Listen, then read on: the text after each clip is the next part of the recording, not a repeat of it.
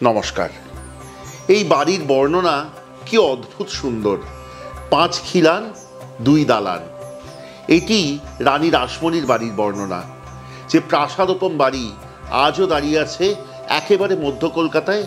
সেই বাড়ির দুর্গাপুজোর গল্প দিয়ে শুরু করব লস্ট অ্যান্ড রেয়ার রেসিপিজের নবমীর বিশেষ রান্নার পর্ব। এখানে মায়ের রং হয় শিউলি ফুলের বোঁটার মতো। বিশেষত্ব হলো অন্যান্য অনেক বনেদি বাড়ির থেকে এই বাড়ির ঠাকুর হয় অনেকটা বড়। তাছাড়াও মায়ের চোখ হয় আয়তনেত্র, মানে বিশাল ডাগর চোখ। এই বাড়ির ঠাকুর গড়তে আজও বীরভূম থেকে আসেন মৃৎশিল্পী, এবং মায়ের যে শোলার সাজ তা করেন বর্ধমান থেকে আসা শিল্পীরা। পারিবারিক রীতি মেনে আজও দালানের বাঁ দিকে দাঁড়ান মহিলারা, ডান দিকে পুরুষেরা। এছাড়াও আরও অনেক ইতিহাস আছে এই পরিবারের পুজোয়। পরতে পরতে তার ছাপ। এ পরিবারে নিঃশ্বাস নেয় সেই ইতিহাস। রাজা কৃষ্ণচন্দ্র দাসের মৃত্যুর পর এই পুজোর হাল ধরেন রানী রাসমণি। তিনিও কিন্তু মহাজাঁকজমক আড়ম্বরে এই পুজো চালিয়ে যান। সেই পুজো আজও অতি আড়ম্বরে চলে আসছে। এখানে আগে যাত্রাপালা এবং কবিগানের ব্যবস্থা হতো। জানেন সেখানে কে কবিগান গাইতে এসেছিলেন? স্বয়ং অ্যান্টনি ফিরিঙ্গি এবং ভোলা ময়রা। এখানে পুজো দর্শন করতে এসছেন প্রিন্স দ্বারকানাথ ঠাকুর, রাজা রামমোহন রায়, স্বামী বিবেকানন্দ, নেতাজি সুভাষচন্দ্র বোস, রবীন্দ্রনাথ ঠাকুরের মতো মানুষেরা। এবার একবার পুজোর সময় কি হয়েছে শুনুন। রানী রাসমণির জামাই মথুরবাবু দূর থেকে দেখেন প্রতিমার সামনে চামর দোলাচ্ছেন কে একজন। তিনি ঠিক চিনতে পারেন না। গিয়ে স্ত্রী জগদম্বাকে প্রশ্ন করেন। এরপর তারা এসে দেখেন সেখানে চামর দোলাচ্ছেন স্বয়ং শ্রী রামকৃষ্ণ পরমহংসদেব। শ্রী রামকৃষ্ণদেব এরপরেও বেশ কয়েকবার সেই পুজো দর্শন করতে গিয়েছেন। এমন পুজোর এমন ইতিহাসের গল্প আপনাদেরকে বলতে পেরে সত্যি খুব আনন্দ পাচ্ছি। এবার আসি আজকের নবমীর পর্বে। নবমী কিন্তু বাঙালির মাংস খাওয়ার দিন। সেই জন্য আজকে আনছি একটি মাংসের বিশেষ পদ। লস্ট অ্যান্ড রেয়ার রেসিপিস, তাই একটু ব্যতিক্রমী পদ তো হতেই হবে। এতে আছে আমার সবচেয়ে পছন্দের উপকরণের অন্যতম গন্ধরাজ লেবু। আজকে আনছি গন্ধরাজি মাংস। চলুন শিখি।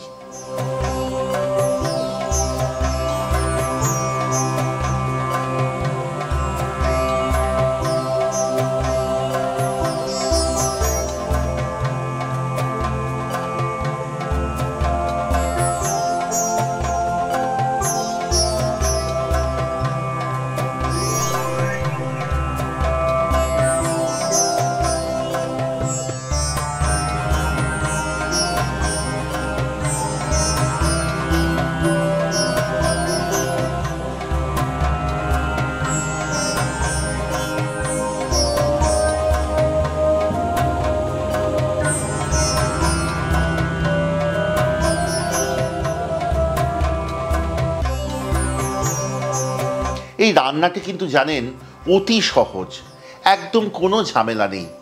এই রান্নার জন্য প্রথমে একটি বড় পাত্রে নিয়ে নিন মাংস। আমি এখানে 750 গ্রাম মাংস নিয়েছি।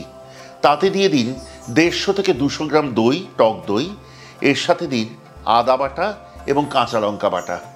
পুরোটা ভালো করে মেখে রেখে দিন পরবর্তী আধ ঘন্টা, তাহলেই যথেষ্ট। এরপর কড়াই চাপান আছে এবং তাতে ঢেলে দিন সাদা তেল।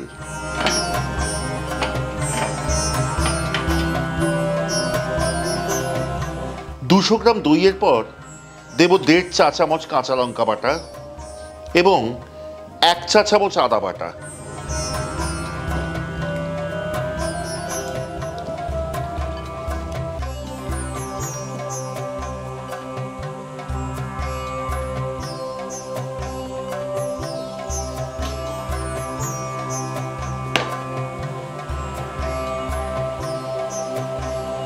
আধ ঘন্টা হয়ে গেছে। এবার কড়াই আঁচে বসিয়েছি এবং তাতে ঢেলে দিয়েছি সাদা তেল। আমি জানি আমার দর্শকেদের অনেকেই হয়তো প্রথম গল্পের পর এই রান্নায় সাদা তেলের ব্যবহার থেকে ভাবছেন যে যদি এটি রানী রাসমণির বাড়ির রান্না হয় এবং যদি এত পুরনো রান্না হয় তাহলে সাদা তেল কেন, ঘি বা সর্ষের তেল নয় কেন? আমি কিন্তু একবারও বলিনি যে এটি রানী রাসমণির বাড়ির রান্না। এই পুরো সিরিজে প্রত্যেকটি পর্বে এক একটি বনেদি বাড়ির গল্প এনেছি। রানী রাসমণির বাড়ির গল্প সেভাবেই এসছে। আর এই রান্নাটি কেন? কারণ নবমীর দিনে মাংস রান্না করব। খুব ব্যতিক্রমী এবং সুস্বাদু একটি মাংস আপনাদের সামনে পরিবেশন করতে চেয়েছি। সেই জন্য অনেক খুঁজে পেতে মনে হয়েছে এই মাংস রান্নাটি সত্যিই সুন্দর, তাই এনেছি। তেল গরম হয়ে গেছে, এবার এতে ঢেলে দেব আগে থেকে মেখে রাখা মাংস।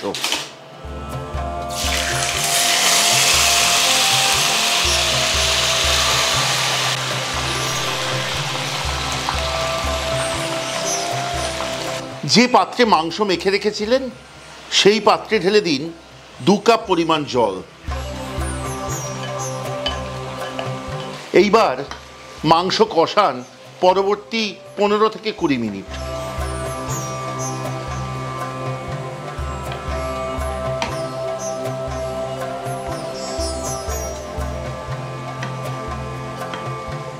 পনেরো থেকে 20 মিনিটের মাথায় রান্নাটিতে যোগ করুন 1 চা চামচ হলুদ গুঁড়ো, 1.5 চা চামচ জিরে গুঁড়ো,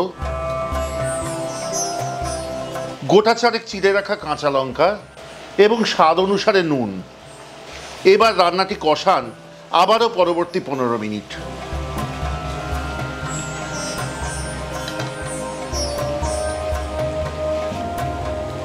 অনেকে যারা প্রবাসী তারা আমাকে গন্ধরাজ লেবুর রান্না দেখলেই বলেন যে আমরা তো এখানে গন্ধরাজ লেবু পাই না, তো কি করব? তাদের উদ্দেশ্যে বলি, আপনারা কোনো এশিয়ান শপে যান, সেখানে গিয়ে কাফির লাইম আর কাফির লিভস কিনুন।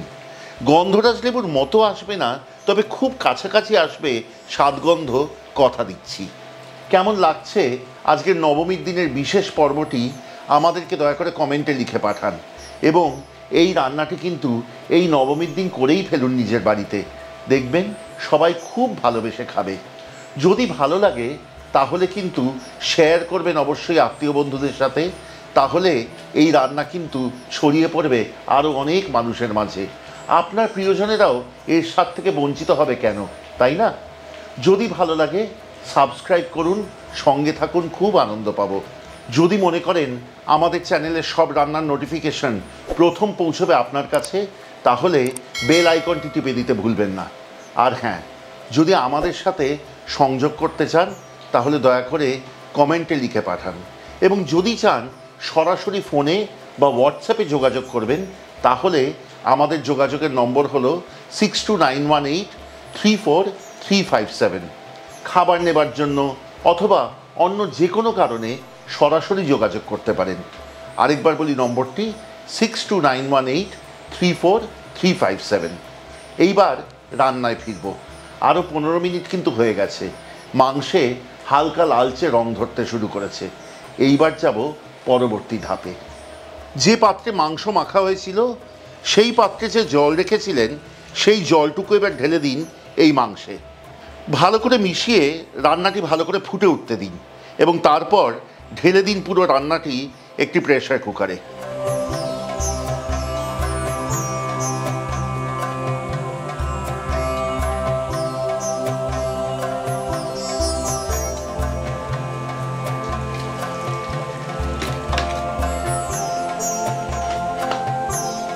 এইবার প্রেসার কুকারে যে কটি সিজ দেবেন তা কিন্তু নির্ভর করবে আপনি যেরকম মাংস নিয়েছেন তার গুণমানের ওপর।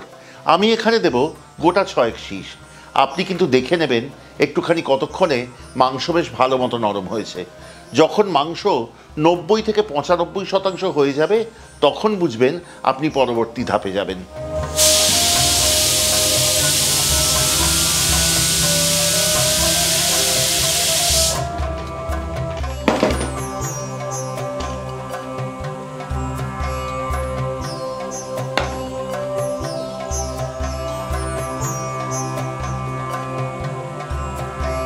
কড়াইয়ে মাংস ঢেলে আঁচে বসিয়ে এবার দিয়ে দিন 1 টেবিল চামচ পরিমাণ লেবুর খোসা কোরানো। তার সাথে দিন 1 টেবিল চামচ পরিমাণ চিনি, গোটা চারেক পাকা লাল লঙ্কা এবং হাতে ছিঁড়ে দিন 6 থেকে 8টি লেবু পাতা। ভালো করে নাড়িয়ে মিশিয়ে নিয়ে খুব কম আঁচে রেখে রান্নাটি হতে দিন পরবর্তী 10 মিনিট। 10 মিনিট হয়ে গেছে, এবারে রান্না শেষ করবার পালা। ওপর থেকে ছড়িয়ে দিন 2 টেবিল চামচ গন্ধরাজ লেবুর রস এবং মিশিয়ে নিয়েই আঁচ বন্ধ করুন।